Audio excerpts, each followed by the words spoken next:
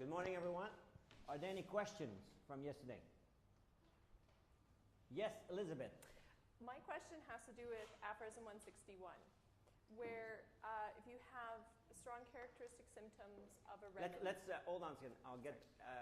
You're sure it's 161 or 162 and 64? I think it's 161. It might be 162. Okay. Hold on a second. I'll open the book. Yeah.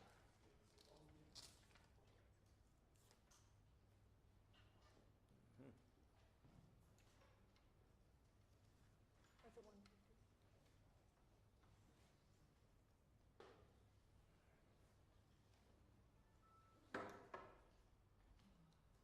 So you mean with the, it's here, you mean 164 probably? 164.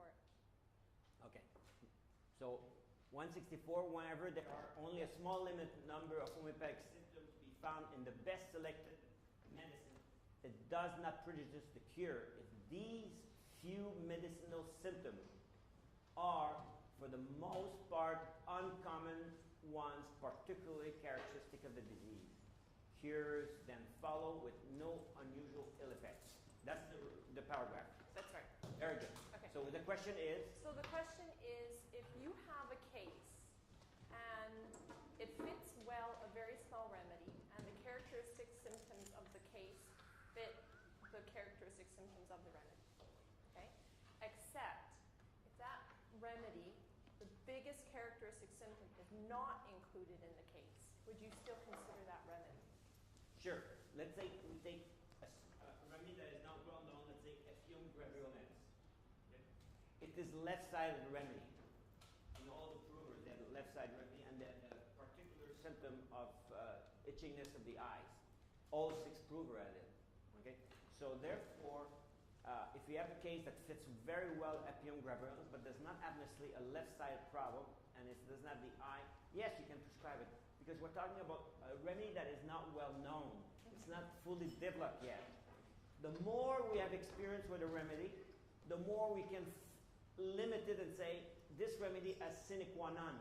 Because now we have a lot of failures and we have success. And we know that the success is when 1, 2, or 3 symptoms are there, or one symptom in particular. And that's what Leafy and Guernsey came to the key to the case, and then it became the keynote of the case. In other words, like in music, right? You could explain that, right? The keynote. So everything is based on that keynote. So here, let's say sulfur for an adult, if it does not uncover their feet, it's unlikely to be sulfur, especially at night in bed, but it could be also during the day. They want to uncover their feet, their socks, their shoes, and in bed they want to stick them out. If they don't, it's difficult to prescribe. If you have a case of, you think it's phosphorus, because this is well-known remedy, and they don't like cold water, not because they were taught, but by instinct they don't like it. It never says, I don't like cold water, I prefer to drink warm drink. It kills the remedy. We know by experience. But a smaller remedy, we cannot do that because we don't have enough case. They're small because the proving is not fully developed and its clinical use has not been fully developed. But once these remedy, they reach a point where from their use, they go up to moderately known and then eventually to very well known. And during the Materia Medica project, we have seen some remedy that were kind of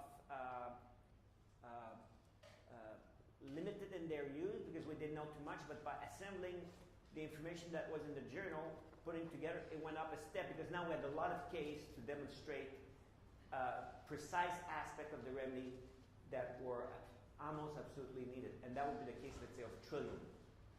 Okay? Okay.